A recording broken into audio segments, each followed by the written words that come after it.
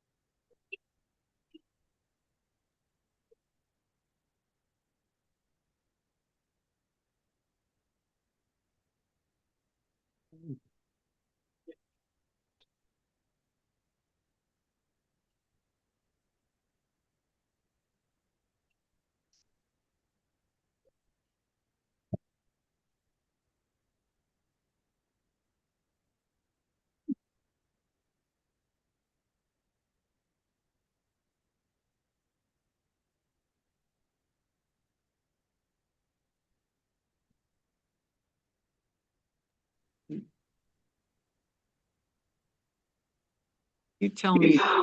Ready.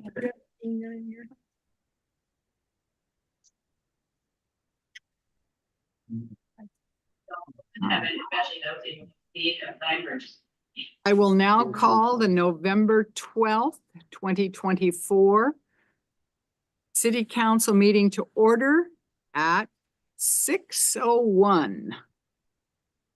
This meeting is being recorded and live streamed, and all of our mics should be on, so make sure that you sit forward and people can hear you when you speak. We do have two people on Zoom, two counselors on Zoom joining us from afar.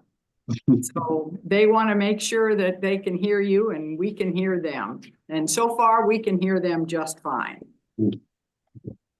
So, Counselor Smith, would you please do the Pledge of Allegiance tonight? Allegiance to the flag of the United States of America, to the republic for which it stands, indivisible, with liberty and justice for all. Thank you very much. Sammy, would you do roll call, please? So we have Counselor Bowman and Counselor Wells joining us by Zoom. Counselor Here. Gilbertson is absent. Counselor Fox. Counselor Lehman. Counselor Smith. Here. That's all the counselors, Mayor Bell. Thank you. There's very quorum. much. Sammy, is there anything to add to the agenda tonight? Yeah, you guys, I just handed out agenda item number 5, 8, and 9. So it's our 2024 general election update, the Finance Department quarterly report, and your administration monthly report. And I will also send those to you guys electronically. Thank you very much. Is there anyone signed up to testify tonight? No. Thank you. So we're on to the consent agenda. I hope that you all had time to review your packets. We have the minutes for the October 8th City Council meeting in the packet, and also a new liquor license request from a new restaurant that will be opening, Mimosas. Does anyone have anything to remove or add to the consent agenda?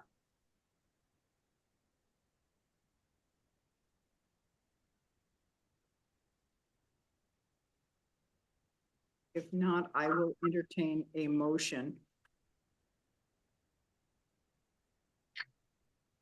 I move to approve the consent agenda as presented. Thank you, Counselor Smith. And I will second that. Thank you, Counselor Bowman. We have a motion by Counselor Smith and a second by Counselor Bauman to approve the consent agenda, and I did not hear any amendments, so as presented. All those in favor, say aye. I, And I don't have any opposed, so would be, we have 5, 4, and 0 against. So the motion passes. Our next order of business will be the second reading of ordinance A-100-D, an ordinance granting an electric utility franchise and general utility easement to Pacific Core, repealing the ordinance number A-100-C and providing for an effective date. City Council will now conduct the second reading of that ordinance. If you'll remember, on October 8th, 2024, so at our last meeting, Mr. Hanks provided a staff report and council held a public hearing on ordinance A-100-D. Are there any questions of staff on the ordinance?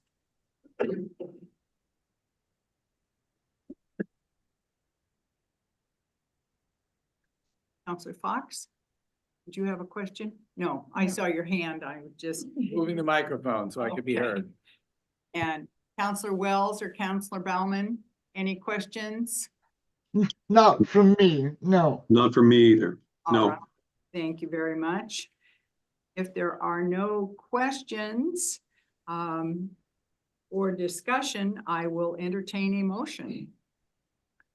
I move to approve the second reading of ordinance A-100-D, an ordinance granting an electric utility franchise and general utility easement to Pacific Core, repealing ordinance A-100-C and providing for an effective date as prevented, and direct staff to execute the agreement. We have a motion by Counselor Fox. Do I have a second? I'll second it.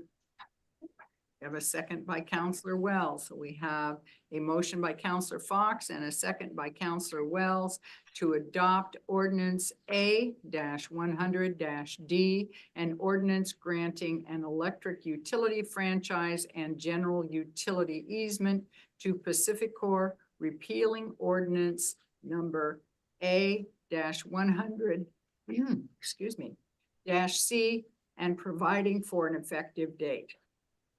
All those in favor say aye. Aye. Any I, We have 5 in agreement and 0 in opposition, so the motion passes 5-0. Excuse me. Counselor Engebretson, welcome, coming in through the rain and the wind. Yeah, it's a little stormy up It is a little stormy. It's a good November evening, isn't it? We'll now do the second reading on ordinance A-230-A. Counselor or City Council will now conduct that second reading. And again, Mr. Hanks on our last meeting on October 8th provided a staff report and council held a public hearing on ordinance A-230-A. Are there any questions of staff on that ordinance?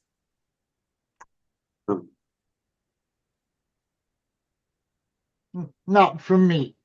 Not for me. Okay. Anyone here in the council chambers with questions? Or comments? Just to refresh my memory, Yes, this is sir. that postage stamp size thing Yes, on the edge of, yes, on the very bottom, right at bottom loop in the fire station, right? Yeah, that's indicative of the funds that we get, that small amount of money, because it just barely touches some of our rights of way. which requires 60 pages. Right, yeah. It's a legally binding agreement, so It- yes, you know, those always require 60 pages. Yeah, it might be a page per foot, it's something around there. If there are no further questions or discussion, I will entertain a motion. I move to approve ordinance. What was the number? I'm sorry. Sorry, I forgot the number. It is A-230-A. A-230-A as presented.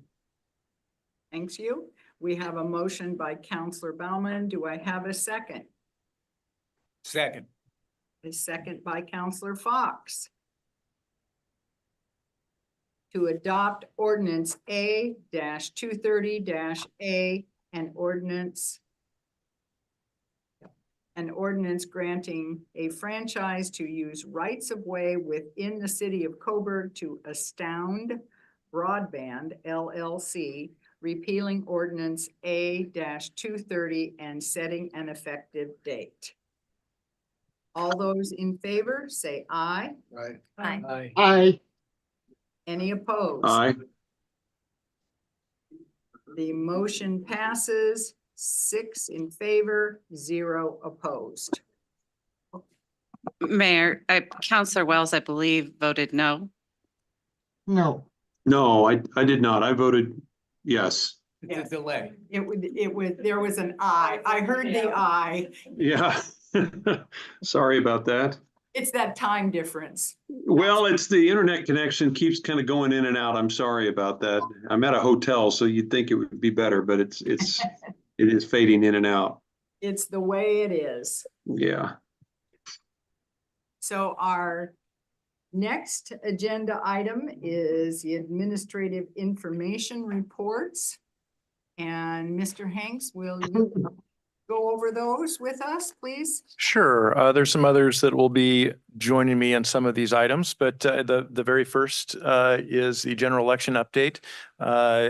Sammy Egbert is our city recorder, who is also our elections officer. So she has assembled a council memo for you on the current status of the general election. And Sammy, did you want to hit any highlights of that? Yeah, I can. So we won't get our final election results until December 2nd. That's when Lane County will certify and give them to us. This report is through today. They updated it today at about 4:45. We don't have anything that's really close and on the wire to be watching, but we cannot do our official announcement till the 2nd. Once we do get our official announcement, the city will do a press release with the official results. We will have the election. I'll do a certification of the election to present to all of the elected candidates. A resolution will come to city council to put the election results on the record. It's just, we decided a few years ago it was a clean way to track it and keep it. So we will continue to do that. That'll be at our December 10th meeting, and our January 14th meeting. The oath of office will be administered to all the newly elected, and they'll take their seats at the meeting. Fantastic. We'll have the state of the city address at that same January meeting. Yeah, that's correct. Well, congratulations to all of you who were candidates, and thank you for coming. Counselor-elect Myers, getting yourself just up to speed and ready to hit the ground running. We appreciate that. Excellent. Congratulations, Mayor Bell. Thank you. I'm looking at those write-in votes, though. I'm thinking, there are 20 people out there I didn't reach, apparently. Yeah. Some of them may have been more of a, I've had people threaten to write me in past elections. Yeah. I know. There's Just always a that. little bit, but- Apparently those write-ins do take longer to count because they have to be hand counted. So when we write in Mickey Mouse and Donald Duck and Kathy Engelbretson, that does slow everything down. But that was a good turnout for our city. I'm pleased with that. Okay, All right. next item in our folder is Yeah. the water system, lead and copper. Yeah, this is partly for information and as well as meeting some of the regulatory requirements is just to ensure that council is aware that we have completed this required inventory project. This has been kind of on our minds, and when I say our, primarily on Brian's mind as the Public Works Director, and with all Public Work Directors around the state, this was a mandate to inventory the entire distribution service lines throughout each municipal water provider in the state. Well, it's national, correct? No. It's national. So this memo kind of gives a little bit of orientation to that. There's a fact sheet behind that in case you're really interested in all of the compliance and reporting stuff. I would just say that you know, amongst all of our day-to-day operations, there routinely are things like these compliance regulatory things that come up that we are mandated to complete, and our staff, you know, fix those in and handles them well. And the end result of this is our water system is in great standing and no lead identified in our service lines. And Brian and his team, Grant Richardson was the primary person on the Public Works staff that went out and did a lot of field work to gather that data and put together a report with Brian's assistance to get it into the state. And we're free and clear. And then we'll have this, the detailed results will be on the city website as well per the requirements of the inventory. Thank you. Thank you for all the hard work on that, and both you and your staff. A lot of legwork out there, checking pipes and checking records and going back, and we certainly appreciate that. We don't want to be another Flint, Michigan, or any other town that shall remain unnamed. I have one question. Oh, Counselor Fox. I get lead. Copper. I thought copper was inert. I'm ignorant. How is it an issue? Yeah, so this primarily is lead-based. Copper, the lead and copper rule has been around for quite a while, but the lead service lines are what really EPA is trying to eliminate, not so much the copper. Okay. It was part of a. prior It's part of coupling of a the, rule. yeah, the lead and copper rule. And this was kind of I wouldn't say the finishing touches, because, you know, a lot of municipalities, especially the East Coast, that's where you see primarily a lot of lead lines. The West Coast was developed a lot later as the country developed. So those lead lines were used primarily around the areas where lead was readily available. Thank you. Great question, and thank you for that concise answer. Sounds like EPA is continuing to refine their product or request. Yeah, and that's just another great example of when we talk about, you know, budgets and operational requirements in all of our utility enterprises. There is no shortage of regulatory amendments that come our way that take up a lot of time and effort. And luckily, we've got great expertise to take them as they come. Lots of unfunded mandates, as they say. Yep. Okay, next on the agenda is the Federal Emergency Management Agency, better known as FEMA, compliance measurement update. Yeah, another of the unfunded mandates. It's a perfect segue. This one came up real short notice, and there was state level efforts to kind of buy more time. Governor Kotek sent a letter in on behalf of everyone in the state to try and have FEMA kind of back off of the track that they were on, the timeline they were on. However, it's driven by lawsuits, as I noted in the memo, dating back to 2009 was the original lawsuit. So it's been a long, long time coming. So there's been pressures about on FEMA to force some sort of a implementation to address the end result of the lawsuit back then. The practical application here locally is we have very few properties that are actually in the floodplain. There are some. And what this mandate is requiring all jurisdictions in Oregon, well, nationally, but we have some special Oregon land use laws that make this especially challenging to FEMA, which is why we're asking for more time, because this comes into statewide land use policies and process requirements. But I laid out we listed the three different options. And due to the timing, our strategy, as we outlined here, is to, because we're not the final decision makers as staff, council is, but the interim plan of attack is to submit to FEMA that we will start the path of pathway number 1, which is adopting the model ordinance. What we haven't been able to do is compare in depth the model ordinance to our current floodplain related ordinances here locally to see how much more stringent that is, what that means.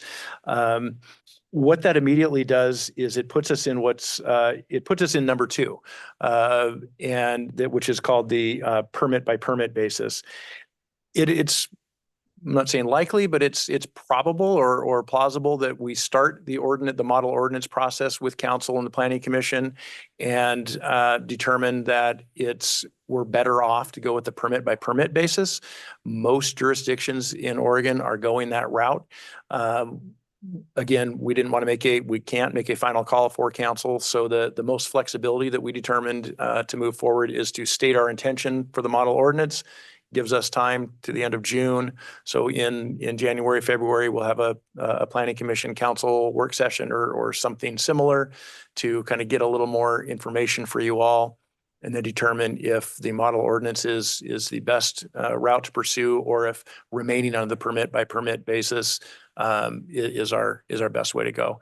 Early analysis from Megan Winter, our planner, and myself, and talking with folks in the region and statewide, most, as I say, are going with the permit by permit basis, and we can kind of give you some of the pro and cons to that. I think we have somewhat limited exposure with the few properties that are in the floodplain, but there are, there are enough to definitely be paying attention to not inadvertently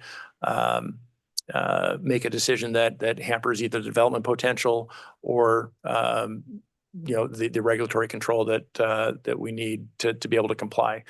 Along with that, in the memo, there is regardless of what step we choose, there's also an annual reporting that we'll have to put on our calendars and make sure that we report on that back every year for activities in the floodplain. Not a huge lift, but another administrative item for us to keep track of. So no decision from council needed at this point, other than unless there's serious concern with kind of that preliminary direction that we were going to indicate back to FEMA on starting down the path of the model ordinance that can be abbreviated and going back to the permit by permit. Any questions or comments from council? I have one question. Counselor Smith? Will this new process affect development on the east side of the freeway?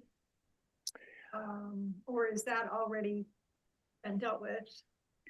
It should not. We'll double check that. It should not. It should be the properties that are already identified on the FEMA floodplain map.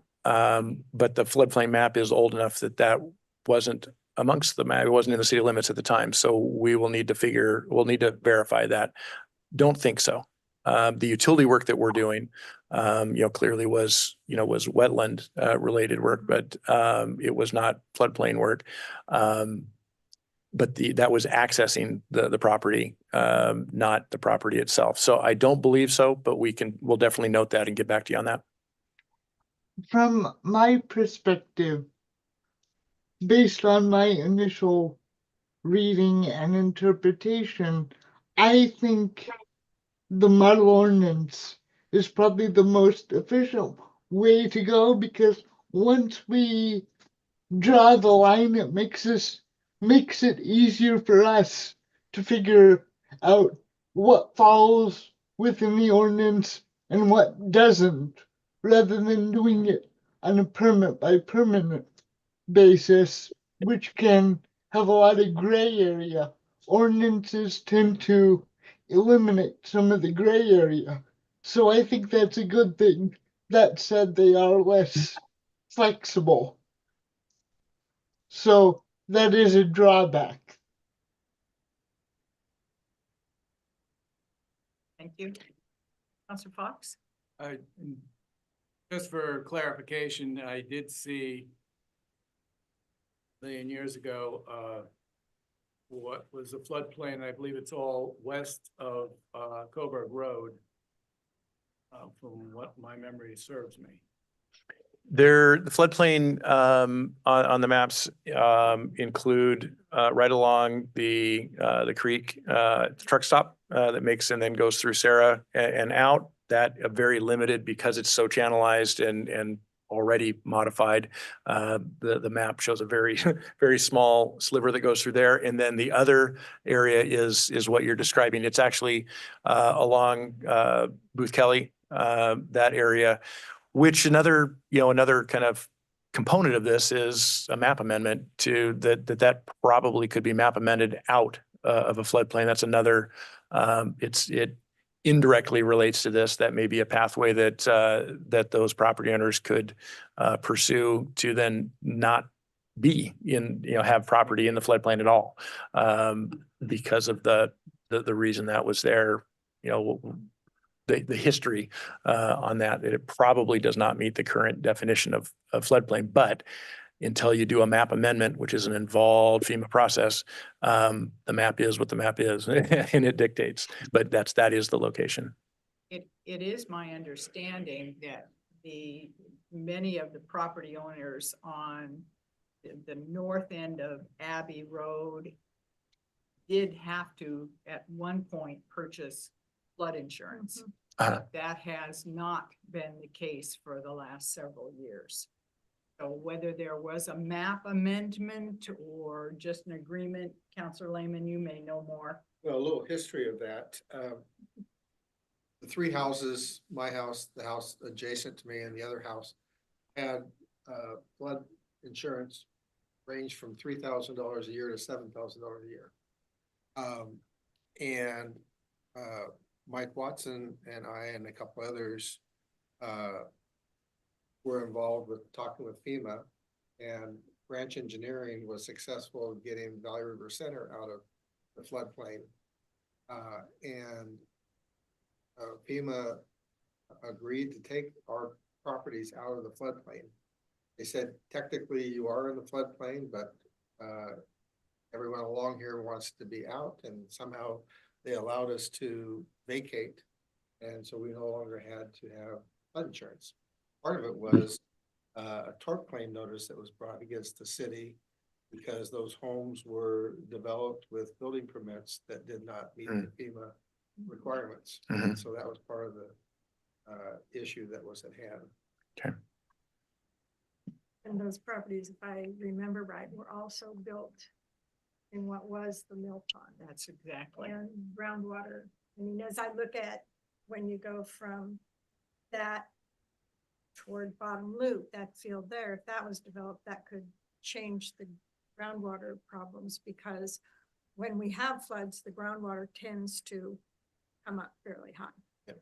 One other comment I make, all of our properties have our drainage from our downspouts and foundation drains go into the To the slough. slough there. And whenever that gets blocked, it goes back up into our driveways, which is, I did send some pictures to Sammy to forward to you that there's some blockage down there by the kids that are doing the hike jumps and stuff. So water is starting to get high enough that they enter our drainage pipes, at least mine anyway. And is it my understanding that that slough is managed by the Army Corps of Engineers? Yeah, there's some place where the city's responsibility starts And behind those homes, But that it- whole slough it is. should be kept so the water does flow Mhm. and not back up into our drainage pipes. I can take a look at that. Thank you. That's a good history lesson, and I knew that it had been considered in the floodplain, but I had thought that several years ago that had changed, and thank you for that update. Anything else on that? So at this point, you'll just get us more information, but you need no decision from council at this time. Correct. And just to clarify, you know, all those are great related pieces to this. Regardless of all of that, we have to pick one of the three paths, and that'll be part of the process. And we can talk about the pros and cons. As Councilor Bowman mentioned, there are some pros to a model ordinance. There are some cleanliness and objectivity. The permit by permit basis it may have some it may end up to where the development applicants don't bear the same automatic requirements as a model ordinance. So there's pros and cons for both. And so we'll pull together that information. And that's similar to what many other jurisdictions are kind of grappling with right now, is which of the two kind of thread the needle best for each community. Thank you. Okay, Finance Department quarterly report. Yeah, I'll give a quick intro, and Craig Peck, our finance director, will take it from there. But the intention of our quarterly reports, and we're trying to kind of rotate quarterly reports, so every meeting there'll be a quarterly report from one of the three key departments: police, finance, public works. And the objective really is to carve out the quarterly report time to really dig in on we provide the monthly financial reports, you know, as somewhat of an add-on or a back piece to the city administration report each month. We occasionally talk about them, but the goal really is we can always talk about them, you know, in any month you see something you're interested in or have questions about. But what we're trying to do with the quarterlies is the monthlies are relevant. Quarterly snapshots give a little bit better trend, a little bit better chunk for a deeper dialogue with council. So the idea with the quarterlies is to pick a few topics that we proactively might think are useful and helpful to dig into along with the monthly report. And then also to get feedback from you if you are looking for particular things, either every quarter that you always want to have some little analysis or some extra bit of info on, or if you just have ideas that, you know, on an irregular basis, like, hey, I've been curious about X, and then we fit them in, especially if they're not particularly critical to the timeliness of a rate increase or a budget or CIP or something. If it's just educational or background, any sort of financial related tidbit, we'd like to use the quarterly report format as a way to focus conversation and help communicate with you all. And you know, if there's any thing we can bring forward to dispel any longstanding myths or questions or concerns about why do we do it this way. And often, as you see in the monthly financials, that it's at a fairly summary level. So if there are things that you're interested in, how do we arrive at those numbers? You know, we can definitely we can do that for you anytime, either in meetings or individually up in our offices too. But we're open-ended to how you want to use the quarterly report process. We have amended it, I think, somewhat significantly from what I saw some of the prior quarterly reports, and that had check register and those kind of things. And we're thinking that maybe an analysis and deeper dive might be the most productive use of quarterlies, but we are wide open. With that, I'll turn it over to Greg to kind of go through the document. Sure. Thank you, Adam. Again, I think it's just to reiterate what Adam said. I think it was really important to remember that this is a snapshot in time. So if there are details or you want more details in a certain area, please let us know. So, I'm just gonna go right through this here and we can talk about some of the areas of interest that we put in here. We started out with fund balances, of course, as you know, fund balance is one marker of financial health. As stated above, the city has 4 operating funds and each have different revenue and expenditure patterns and objectives and therefore have different fund balances to adequate or address the cash flow and our debt service obligations unique to each fund's operating needs. The charts and graphs below provide a September 30 through September 30 fund balance snapshot for each of the 4 funds. So real basic right here. And if you go to the next page in the actual report, you'll see the different charts and graphs here that we put together. And we did this over, did 23, 24, and 25 in here. So as we go along, perhaps we'll add a little more data to this or another, at least once we get to another year, we can put that in there.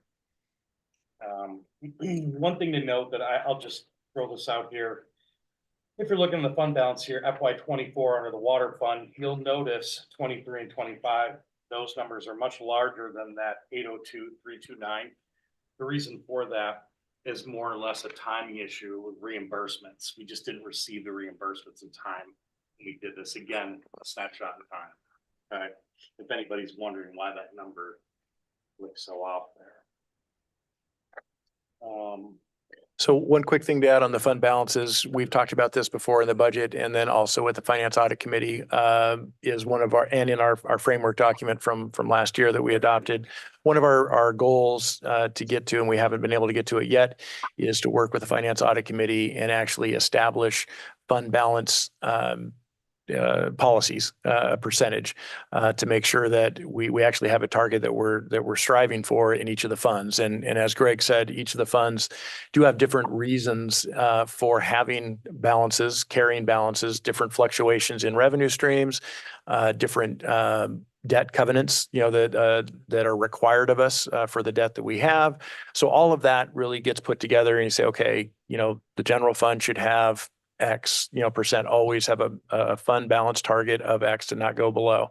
And each of the 4 funds could have a different fund balance target. And that's something that we want to put together. I think it's beneficial for budgeting. So we know what we're really budgeting for rate building, and as well as for our bond ratings that we've talked about with S&P, bond rating too low of fund balances. While we have to meet our debt covenants for minimum balances, we also want to make sure that we have enough fund balance to be healthy for a solid bond rating for when we do want to go out and get additional debt. So again, this is a bit of a snapshot, a 3-year snap. We're talking about this same topic with the revenue subcommittee of council's revenue subcommittee and looking at the future few years, these 3 years that we have, plus some of the real rough projections into the future and looking at general trends of the fund balances going down over time. So that's definitely something that we have highlighted internally and are talking with the subcommittee about, and will be in very short order coming back to council to talk about what we need to do to change that trajectory. Thank you. So just a question on understanding this graph, for example, in the water fund,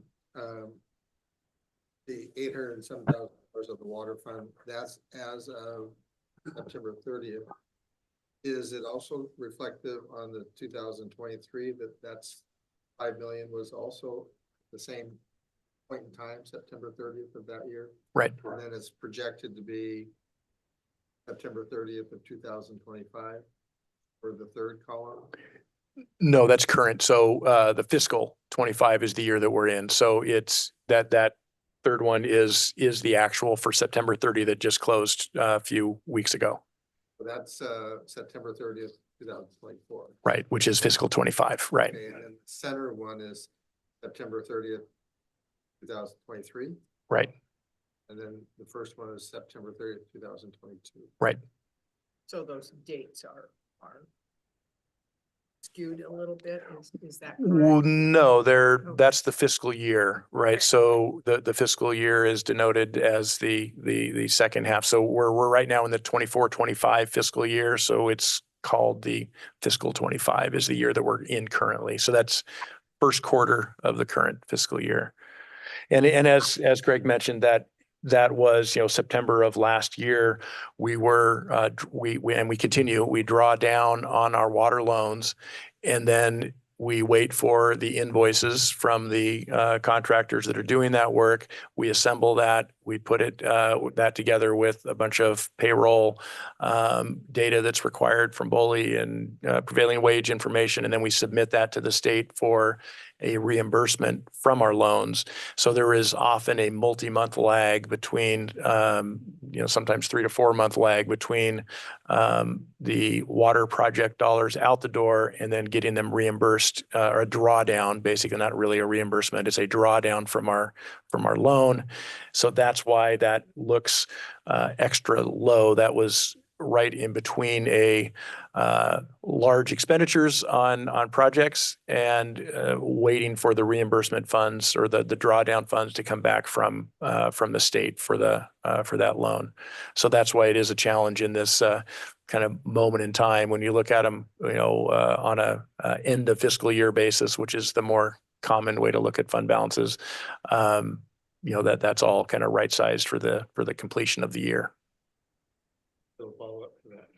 Yes. So the previous page or page 1, the fiscal year 2025 for the general funds, 187,464. So that's as of September 30th, 24. And then the end of that fiscal year will be June 30th, 25. Correct. That's not very much money to get us between now and June, is it? No, but again, I'm we'll talk sorry. about it on the next category as well, on the revenue side, as you all are likely aware that, property taxes come to us in revenue in November, December. So the general fund from a revenue standpoint has several of the revenue streams that are fairly consistent. Franchise fees don't change too awful much. Electric franchise fees have kind of a double bell curve. They go up in the winter and up in the summer a little bit based on kilowatt sales. The others are a little more consistent, but the big variable in the general fund from a revenue standpoint is the property tax, which makes up about half of the total revenues in that fund. So right now, that snapshot is just before we start receiving property tax revenues. But when you look at the budget and the full fiscal year, the ending fund balance from a fiscal year basis isn't too far off that number. So your take is right. That's not a lot of money. And what we fund with that general fund is primarily people, and it's ongoing 1/12 at a time kind of stuff. It's pretty consistent expenditures and then pretty wildly variable revenues. So it's a challenge to keep that, which is why typically general funds from a target ending fund balance typically are higher than the operating funds, because the operating funds have a revenue streams that's a little more predictable than the big bell curve of property tax. So a 15 to 20% fund balance target in a general fund is pretty normal. And this, it's our general fund is a little over 2 million. So we'd be looking at we'd be liking to have quite a bit more than that as a cushion fund balance. First of all, I just want to point out, I did not hear the question that Councillor Lehman asked. So if he could just repeat the question, I got the answer. I just didn't get the question. I can piece it together. I want to know what the question was. Okay, Secondly, I'm sorry, I didn't speak into the microphone very well. What I was looking at was the fiscal year 2025 of 187,464 didn't seem like very much money. And what I neglected to recall was the revenues changed quite a bit after this month because of the incoming property tax revenues coming in. Okay, got it. Secondly, Mr. Hanks, you said that we would like to see quite a bit more in the general fund. What's a good benchmark?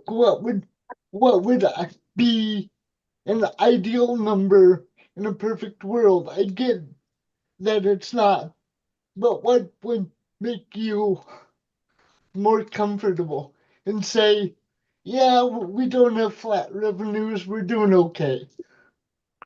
In the 15 to 20% ratio is about, that percentage is about right. So that'd be about 400,000, somewhere around there. 350, 400,000 would be probably a pretty solid target fund balance. Getting there, being able to actually accomplish that, is a related but different question, and it may be a multi-year. That's why you set those targets, and then you set your budgets up to plan to get there. It may not be able to get there in 1 year period. It may take 3 fiscal years to get there. Different funds will have different ability to accomplish the target fund balance. But yeah, I would think we would be much better positioned from a bond rating and our debt covenants and an operating cushion to have a fund balance of more like 400,000. Okay, that's very helpful context. Thank you. As I said earlier, this will be an exciting and busy year for council. So you want to hop on to the next one, revenues? Yep. We're kind of talking about it. We kind of talked about it Yeah. a little bit here. Noted with fund balances, revenues by fund are also unique based by fund due to the types of revenues that each fund utilizes to fund its operations. And again, kind of reiterating some of the stuff or repeating some of the stuff Adam said here, the general fund receives the majority of its revenue in November and December for property taxes, while the water fund receives its highest quarterly revenue in the first quarter of each fiscal year. As July, receive its highest quarterly revenue in the first quarter of each fiscal year, as July, August, and September are the highest irrigation use months. So water sales and revenue peak at that time. The funds that are more consistent, street and sewer funds, the revenue streams kind of stay somewhat consistent throughout the year. So. And again, the graphs are, on the Q that's titled Q1 revenues, that's just showing it. You see the percentages there, perfectly aligned with the targets for revenues that we estimated for in the budget would be 25%. So you see general funds lagging, which is totally expected to be lagging, given that it'll come in November and then it lags. It'll look flush and great. It'll look awesome. And then when we get back to, May and June, it'll look more meager. But should be creep towards 100% of what we targeted our revenues to be. Street fund is tracking pretty straightforward. Water fund, although it's a good quarter, it's a little behind what we projected, and sewer is just slightly behind, which is not, again, 25% as a target, not a we're not super concerned yet on the first quarter, but we'll see. And which is exactly why I think it's a good opportunity to have these quarterly reports when we have good chunks of data that really gives us trends to what's going on. And the detail for each of these revenues, of course, is in the monthly report that's behind the cover, quarterly cover narrative. So each fund you can dive into and see a little bit more about the line items of the revenue for each of those funds. Budgetary compliance. Adam and I are both real big supporters of this area here. I think if there was one area of the report that if you had to read something out of it, this area right here kind of gives you a good idea of where we stand at. The annual budget is approved, as you know, via resolution. It contains specific appropriation levels that restrict expenditures by fund. department, in some cases, program levels. The monthly financial reports provide a complete chart with each appropriation. The graph below provides a summary level indicative of compliance in the attached September financial report, pages 12 through 13. Provide the complete and detailed compliance report level that is used by staff to monthly to track and monitor legal budgetary compliance. This is something we also provide to council and also to the finance audit committee. And you can, at the end of the, like I said in here, page 12 and 13, those are our budgetary compliance pages, and you're able to look in there and look at what we budgeted and our targets. And I think that really gives you a good idea where we're at this point. As we put this together, the summary budgetary compliance is not super useful. Actually, we put it together to give a real broad sense that we're tracking generally, but the whole point of budgetary compliance is that it is by appropriation level. So page 12 and 13, really, there's not a whole lot of benefit to summarizing it. We have to hit those targets, and if we don't, that's when we come to you with supplementals and we talk about why we're not hitting those targets. We're mandated by law to not exceed those targets. So they're not targets, they're mandates. I won't use the word target. As I recall, we're in the midst of the audit, gathering information for the audit at this point in time. Yes, we are. We expect that we're somewhere around 80 to 90% complete with the audit.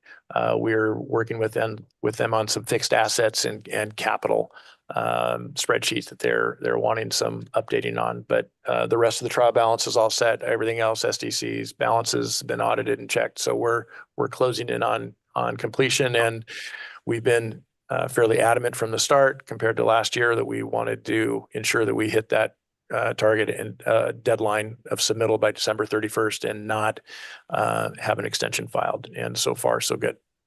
They were delayed last year for a number of reasons. Yep. Councilor Lehman. So I understand if our general fund is revenue is going to be less than our expenditures are going to be greater than our revenue, we do a supplemental budget. What about in the budgeting? We foresee that. Do we appropriate funds that are in a street fund or a water fund to be in the general fund, or do you just, through the budgeting process, you just elevate and increase the revenue or the budget for that year? Couple different ways a supplemental budget would work. One of them is if you have revenue that you didn't anticipate, you actually do a supplemental for the revenue and the expense that you're needing to do that for. That's one way. Another that's the most straightforward is you take that out of contingency. So we budget, every fund has some level of a contingency in it. So that's probably the most common supplemental budget thing when you don't have new revenue that comes along with the need for additional expense that you didn't anticipate. You would pull out a contingency. You can also go out of fund balance. You can actually do, if you need more than what you have in contingency, you do contingency plus X amount in your actual ending fund balance, if it doesn't violate any of your debt covenants and all of that. So that's the primary way. It is legal to do interfund loans. You can't just transfer between funds. You have to pay that fund back because water customers are paying for the water system, not for general government operations. So that is an option.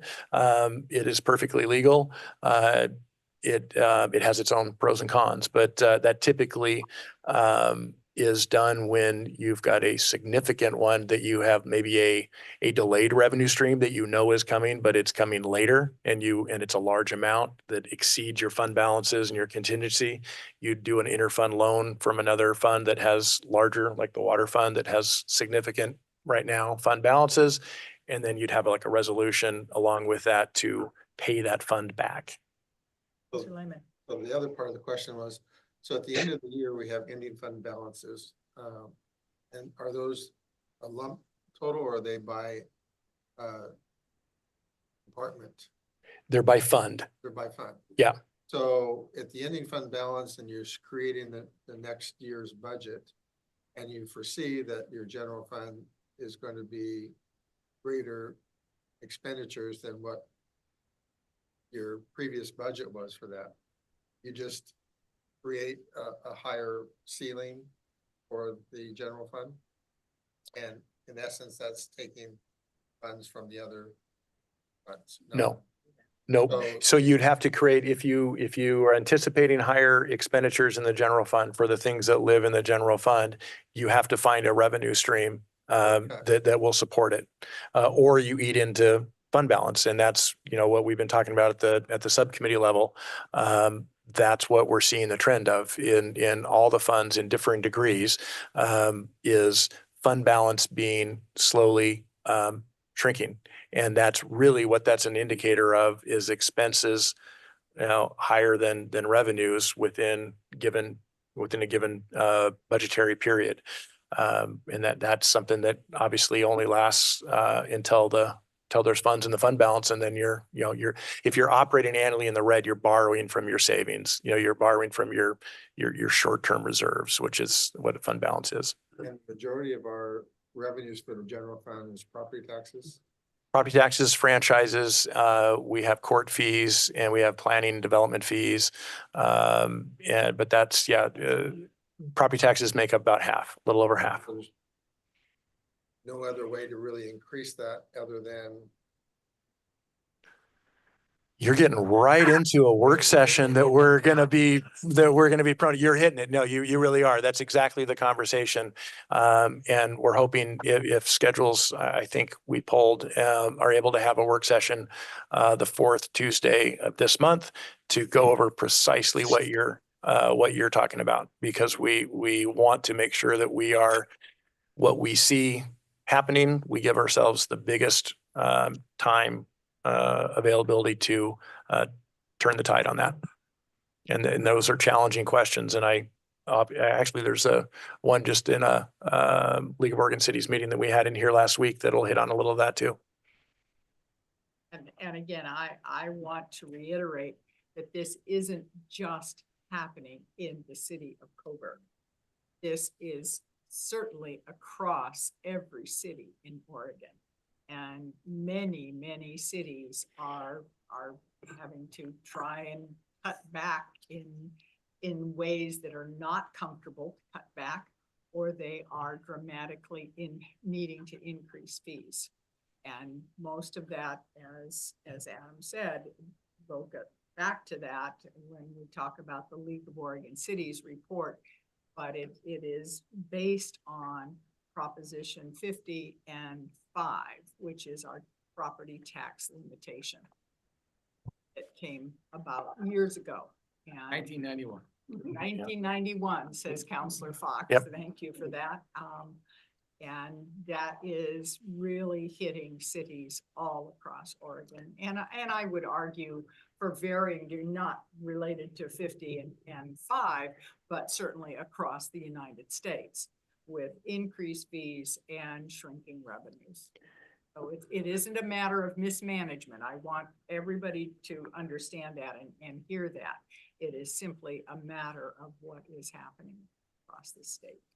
And Councilor Lehman, you hit it with they're all challenging, but the general fund is the most challenging from the limited amount of revenue streams available legally for cities to raise funds for. So, the offset is, do you find the few revenue streams, and we'll be talking about that in the work session, the available revenue streams. If those aren't palatable, the only other solution is reduce expenses, and reduce expenses in the general fund means reducing service levels of public safety, of parks, of the things that are in the general fund. And that's why it's so challenging to all cities in Oregon. It's, utility rates, while they're a struggle and they're challenging, and we'll be talking about those too. Those have state mandates that you run a water or a wastewater system, and you must charge rates commensurate to the cost to operate the system. So those stay in their own little business unit. The general fund is the general operations of the city that is not restricted by a particular utility. And those are really really rough on what revenues are available and how they impact the community. Sobering thoughts. Counselor Fox. Well, two things. One, the comment. This isn't the first time we've been in this bailiwick. We had to face these things back before 2010 times. But seeking clarification on the bar graph, on the budgetary compliance, we have a budget that's gray, and then all of a sudden it shoots out in a dark gray, blackish. Is that just a mistake, or we increased the budget, something happened, reading too much into this? You have a better print. So it's the printer. This copy came from the upstairs printer. Unfortunately, the downstairs printer, yeah, put on that darker tint. You're right. Some of those bar graphs will have that additive thing. That was not the intention visually. This one, we did not change the budget. Correct. It should be the same color gray the entire length of that. Sorry. Good question and good eyes. So, to finish off budgetary compliance, as Greg said, we look at this one every month, hot off the presses. That's kind of the first page we go to, and then we go to the rest of it. And we talk about it at our department leadership team meetings to look at that. And these are also going to be tight. We budgeted it on purpose. The objective really in budgeting is you budget your revenues a bit conservatively, and you make sure you cover the full cost of your expense side of your operations, and you anticipate even maybe some sort of, not worst case scenario, but problems, and you budget in at least for some of those problems. So the goal is that each year, even if we are not explicitly setting funds aside for growing the ending fund balance, inevitably, if we know our businesses really, really well, we know our revenue streams and we know our expenses, we incrementally are building that just by being good at budgeting, that we will have revenues that outperform our projections, and then we'll have expenses that are less than what we ask for in terms of total appropriation. We'd like to be at the magic number of 95% on the expense side and 105-ish, on the revenue side. And that delta between them is a means to grow the fund balance. Now that, you have to look at that and be disciplined to that. And you also have to see, is that delta annually enough to offset the rise of expenses that are higher than the rise of revenues in the fund, and that typically you can't overcome it, and that's why you need to talk about additional revenue streams. But budgetary compliance, we are tight, and we plan to be tight, and that's a good thing to be tight. We don't want to be unrealistic and over tight.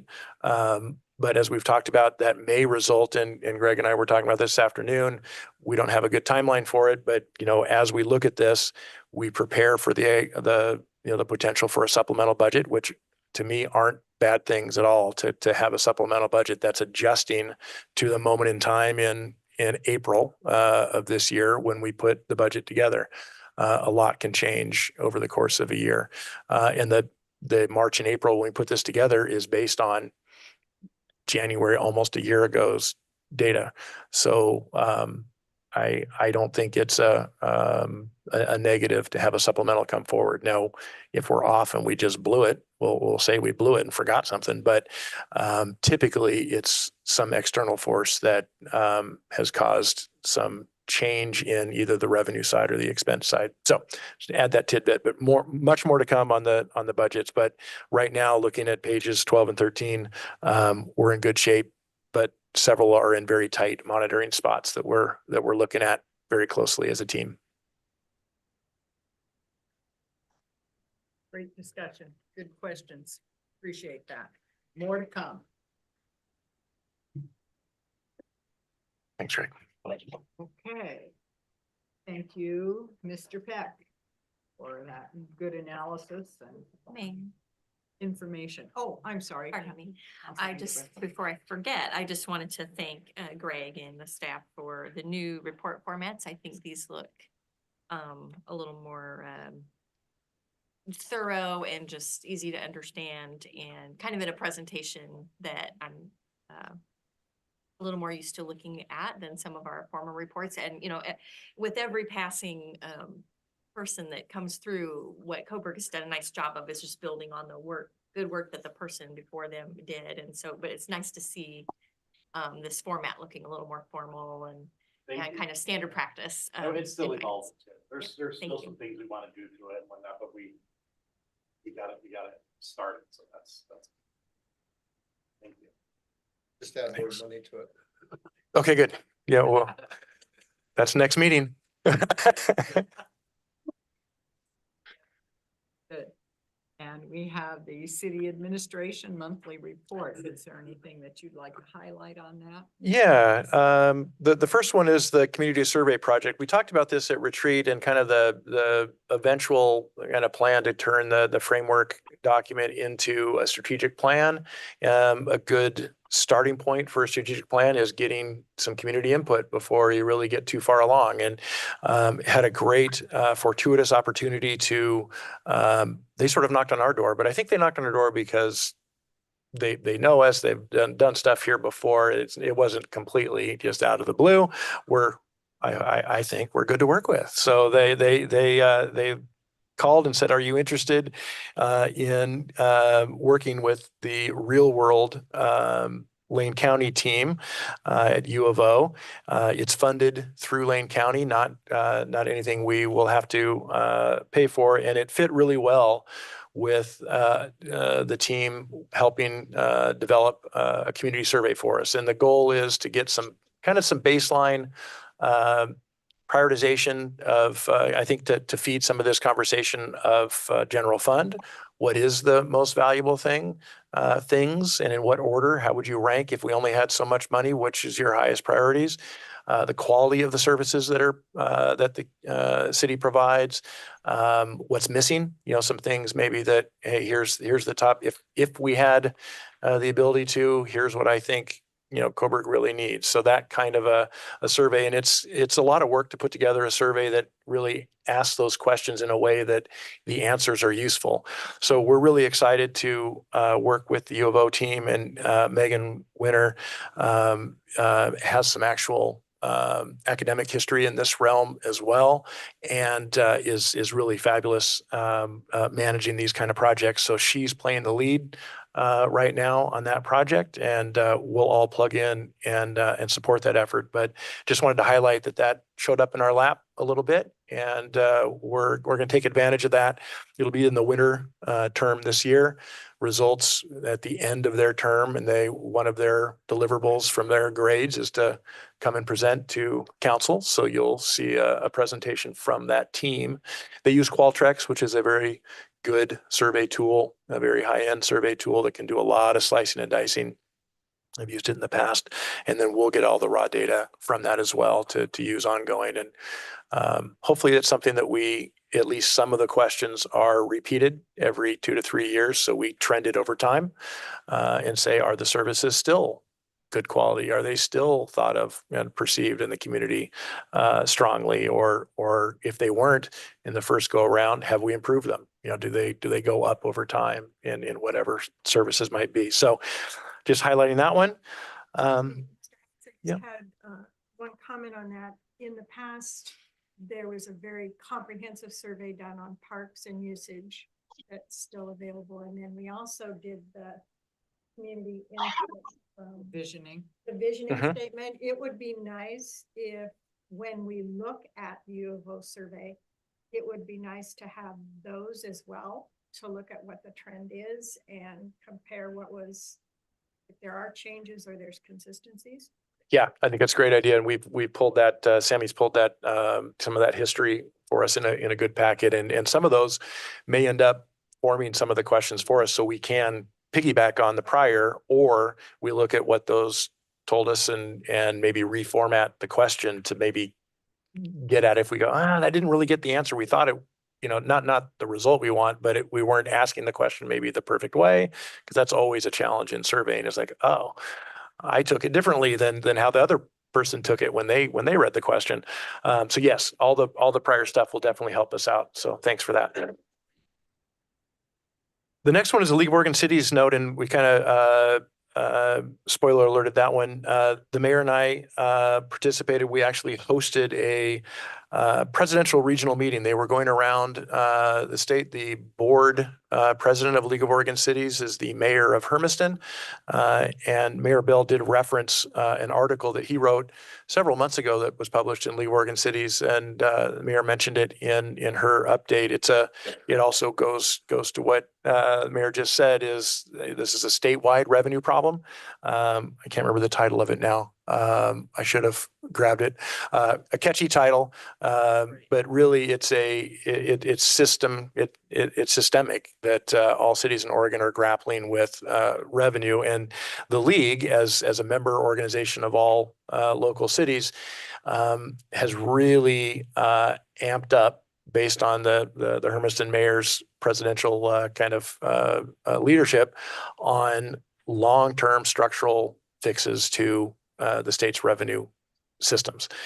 That is a 5-10 year endeavor, but they are putting together a much more deliberate and I guess strategic plan to poll, to develop options and opportunities, which hits at the heart of stuff that we've all heard about, the kicker, sales tax, Measure 5, Measure 50 reform, and really dig in on behalf of local governments on the lobbying side and on the data collection side, on the polling, to see where we can move the needle collectively.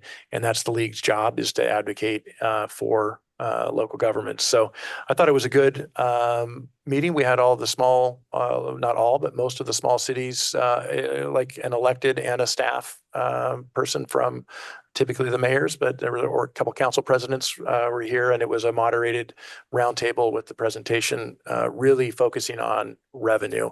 Talked a little bit about their legislative priorities. I will send that out along with all of this information, what their final legislative priorities were. I believe 4 out of 5 of ours made their top list. I can't remember which one. The one that didn't make the top tier of your decisions were in the next grouping of councils. So their final legislative priorities really align well with what you all put forward. So I don't know, Mayor, if you had anything else to add to that particular meeting. It was really good to hear from elected officials and staff from cities of our size, of a little bit larger, but really the small cities across this area of Oregon. So it was the southern Willamette Valley, basically. And it was really good to come together and hear what they have to say, and know that we are not alone. I mean, I think that was reiterated over and over, that this is really a difficult time for cities. And many are exploring the same topics that we're talking about in the revenue subcommittee that will be, come forward here in the next work session. They were talking the same things: operating levies, fees, public safety support fees, parks and open space fees. Every city was grappling, and some had kind of eye-opening numbers about what they're proposing in order to raise the revenue to keep themselves fairly solvent. So it was an eye-opening discussion, and it does reiterate that it's there's increments, there's slight differences between communities on what they're trying to fund and to what level, but the core issue is the same: not enough revenue for to carry out the services the community wants. I had one other item. It looks like in my haste, I didn't send the version of the document. The attachment is on it on the very back, so I can hit that Serenity Lane letterhead. There were two things that came in really within 2 weeks of each other to us unsolicited from some of our community partners, and one was Serenity Lane and one was from the charter school. Both really wanting to be sure that council and the community knew of how much they appreciated and valued our police department.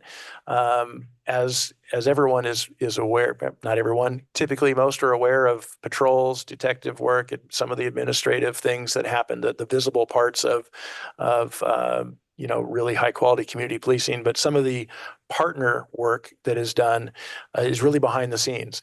And both of these were really great indicators of the many hours and attention that that Chief Larson and the team devote to our partner work. Both of these facilities are unique facilities and have unique public safety needs. And it was just really neat that they both, the principal of the charter school and then the CEO of Serenity Lane, cared enough to reach out and tell us that they were really appreciative of the work that they do. So just wanted to pass that along. I had the opportunity to speak to the 8th grade class at the charter school. And it was, and some of our police officers came in and demonstrated and talked to the class also as I was talking to them. Number one, I want to say that there were very insightful, I thought, for 8th graders, saying, when I asked the question, what concerned them, what would they like to see if they were in charge of the city for a day? Some of the answers were, we need to look at our infrastructure. We need to prepare in these uncertain times for what's coming next. We don't know what's coming next. I thought that was fantastic for an 8th grader to come up with that. Obviously, were conversations being had in the home that person wanted to share. But one of the things that really impressed me when our police officers were demonstrating a shield, and they also said to the students there that, if they were in a lockdown situation and someone was, maybe it was an active shooter event, and there was somebody outside that classroom door or that door, and those doors are locked, knocking, let me in. My first inclination would be, let them in. That's somebody that's in trouble. The police officers said, no, do not let them in. Police officers have the master key, and anyone that is supposed to come into that classroom will have a key to get in. I did not know that. I don't know that that's true in all schools or all communities, but I thought that was a fantastic thing for those kids to hear and for me to hear as an adult, because I did not know that. So if someone doesn't have a key to get in, they're not supposed to be in. Don't let them in.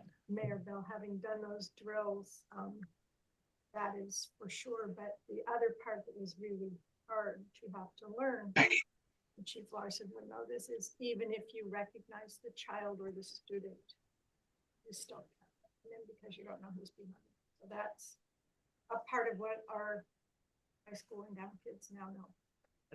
That's chilling, but it is a fact of life and certainly reality in many communities, and we hope that it's never the reality here. A lot of pre-planning efforts go into to making that educational part. There's external training that the chief has brought in to benefit the schools and just coordinate all of those what ifs and scenarios. Not all, as many as we can. And then there's obviously there's natural disasters. There's all of that we did a tabletop for the Great Shakeout. And part of those, some of the same things apply to natural disasters of where is the evacuation points, where do we all go? And it's just an indicator that the police department does, we staff all always know, all the different things that our departments do that aren't the traditional known things. And it's really nice to see that from our partners that we work with. Providing those services. Well, speaking of police, on the sheet of the activities, this was a test. I only got 2 out of 8 abbreviations. Help us, what does CLC stand for? What's it stand for? Citation and lieu of custody. Okay, So you get a ticket, so go to jail. Come on up. There's a Okay. few more, it sounds like.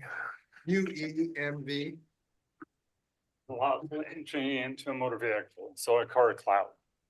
UUV, Unauthorized use of a motor vehicle where they steal a car, FTA, fail to appear, CLC, okay, CNT. Crisis negotiation team, I got GSW, gunshot wound. yes, gunshot wound, Okay. FD, fire department, yes. okay. I guess that's all of them, thank you.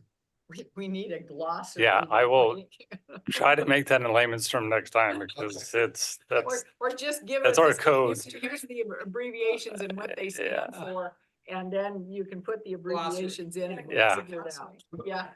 This is gonna turn into like 30 pages. yeah. More than the It's a franchise. busy police department, busier than any of us really know, any of us that are community members. So one last thing I'd note on here, the mayor mentioned the eighth graders. Just wanted to call out, Sammy coordinates all that, and under the city recorder piece, there's 3 different times that they came to City Hall, and we do different staff talk to them and interact and have little programming for them. And Sammy keeps that all running, making us all look pretty decent. So she noted those out, but it's actually a fair amount of work, and but it's really valuable. It's fun, and in the moment when you've got 20 other things on your to-do list for the day, you know, but once you get in with the room of the kids there, it's really fun, and Sammy keeps that organized for us all and keeps it going. So props to Sammy on that one. Any other questions on the monthly report? Looks like Sammy was busy also. Yeah. Sammy does tend to be busy. It's true. I don't know how many of you walk through the Coburg Creek subdivision in that new neighborhood, but all of the lots now have building activity on them. It's been pretty amazing to watch that phase 2 just explode. The only empty lot there is the lot, or it's 2 lots actually, that are designated as open space. So those are the only ones. Pretty interesting to watch.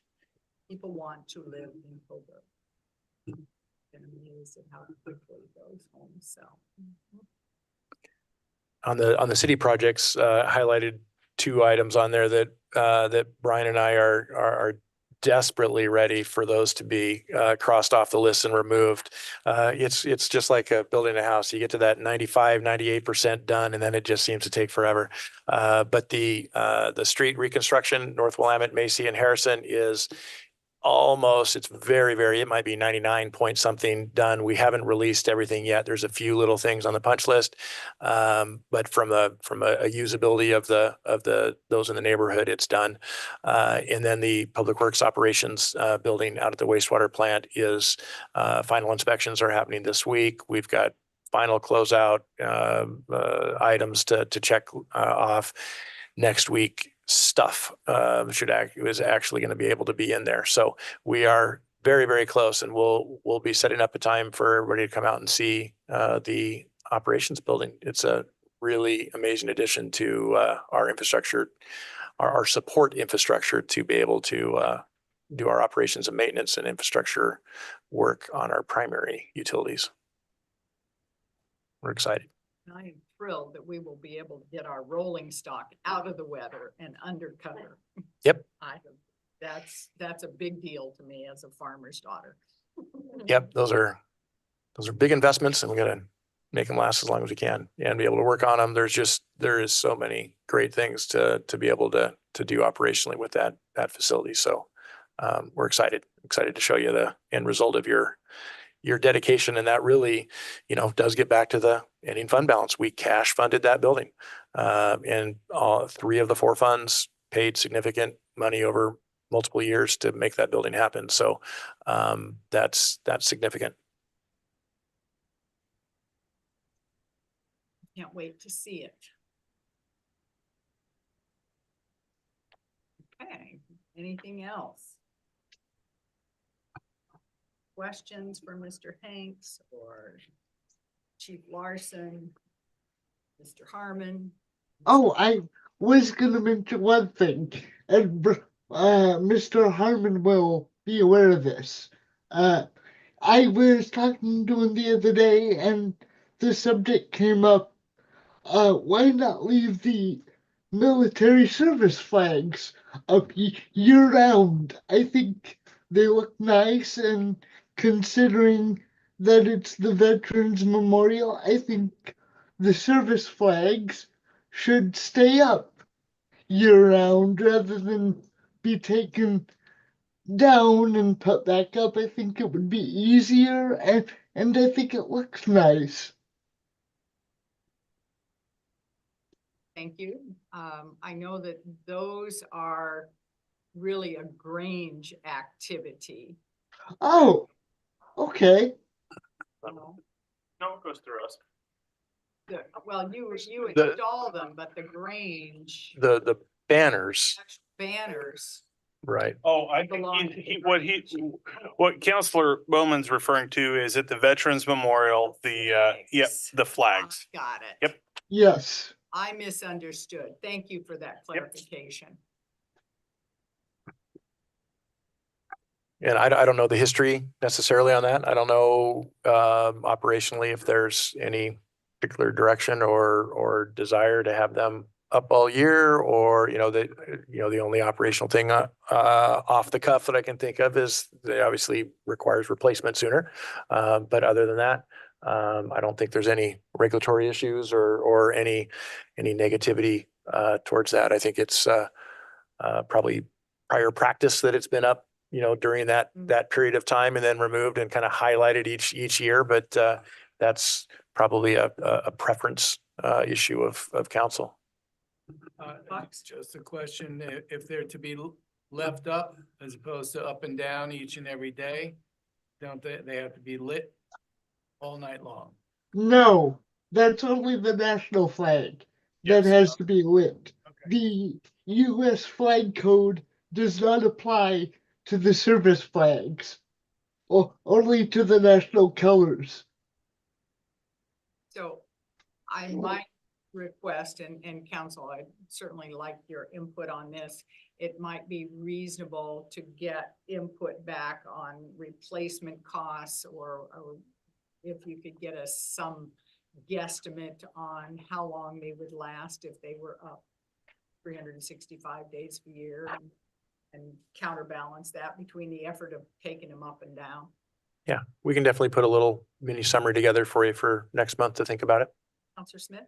And just one other additional thing, Parks Committee has looked at doing a seal for every branch of the service that would be a permanent hard seal that would be there year round to honor each branch of the service. So there may be some compromise that we can reach between the two if the flags are an issue. Absolutely, that would even be a better idea because seals last longer than flags. That much I can tell you from personal experience. Yeah, and that may be our best long-term course. And I know Brian has looked at other partners, and I know that the Grange has looked into everybody is kind of poking at what's the most appropriate way to get that done. So that we can feed back some info on both pieces in near future. Thank you. We are down to council comments and liaison updates. Anyone have anything to add? Counselor Smith? Counselor Fox? Counselor Engebretson? I don't have anything new, I guess, from the. Well, I am the liaison. Oh, well, first things, I think you all received the elected essentials workshop schedule. It was hoped that maybe some of us could tomorrow go to Lebanon for the Best Western at the Best Western Boulder Falls location, but that was pretty short notice. There is also several others. I'm looking at the one in Newport, which is December 3rd. There was also one in Silverton, which is the 19th of November. There also will be a local government at the local government center in Salem, and that won't be until February 5th. I would encourage you to sort of take a look at the dates. These are fantastic. I learned so much from these. I've gone just twice, I guess I went. But there is so much great information that we all as elected officials really do need to know and pay attention to. So take a look and see what you can do if you can get to any of the others. And as Sammy said, she would do the registration, and there is mileage reimbursement available. So you can do that. There's a water caucus, which came out at the League of Oregon Cities meeting. That's a needs survey, which we are participating in. Let's see. Oh, here's Mayor Drotz's Running on Empty, Cities Facing Revenue Crisis. There we go. That's the title of his editorial in the League of Oregon Cities magazine that comes through. I do go to the I can't speak tonight, apparently. Anyway, I go to the MPC meeting, Metropolitan Policy Committee meeting, and there was interesting discussion there from the LTD, particularly in terms of route evaluation. They're really having difficulty in expanding routes and service levels because they have a shortage of drivers. So again, you have workforce shortages, as we do on lots of different areas. They also talked about, we're all very, very happy to have EVs, electrical vehicles, and some of the buses for lane transportation are electric vehicles. The downside of that is they have more downtime because they have to stop and be charged, and it's hours in the charging. They also, when they go offline for maintenance, it is much more complicated and more expensive and a lengthier turnaround when they have to be maintained. So that was a lot of the meeting was on the Lane Transit District and what they're doing in terms of trying to provide different levels of transportation, where it's the big push for multimodal transportation and not driving everywhere. Well, some of us really don't have much of an option except driving. And most of our trips, and they've done some surveys recently, most of our trips are one individual in one car driving. So if we could all carpool, that would be better, but I'm not quite sure how we can all carpool, but coordinating our trips so we're not going in and out multiple times is certainly helpful.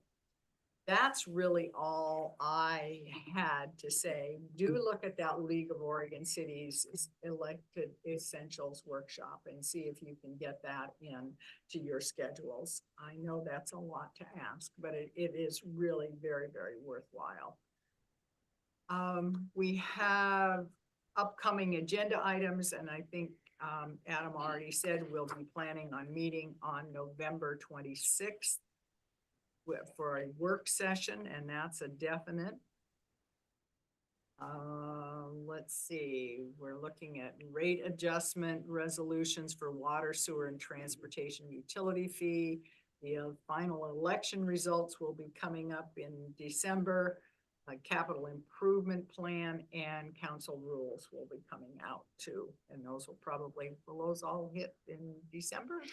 CIP won't. It might not all make it. Yeah, we'll see how much as you read that, I started getting a little stressed on that. Yeah. It's easy to type it up there and they go, oh, no. Yeah. Are coming. Yes. They are coming. And then all of the future meetings for the month of November and December are listed below too for your reading pleasure. Anything else that anyone would like to? I hope everybody had a pleasant Veterans Day, a day off. City staff enjoyed the day off, but then scrambled to get ready for the meeting tonight. It's a bit of a struggle.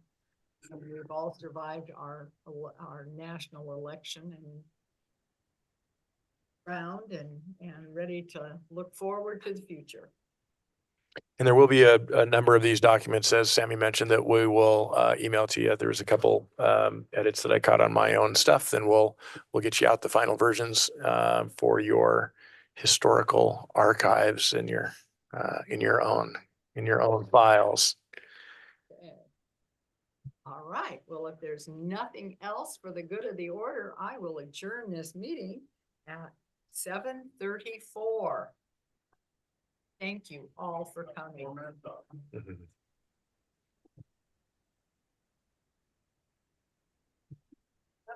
Bye, y'all.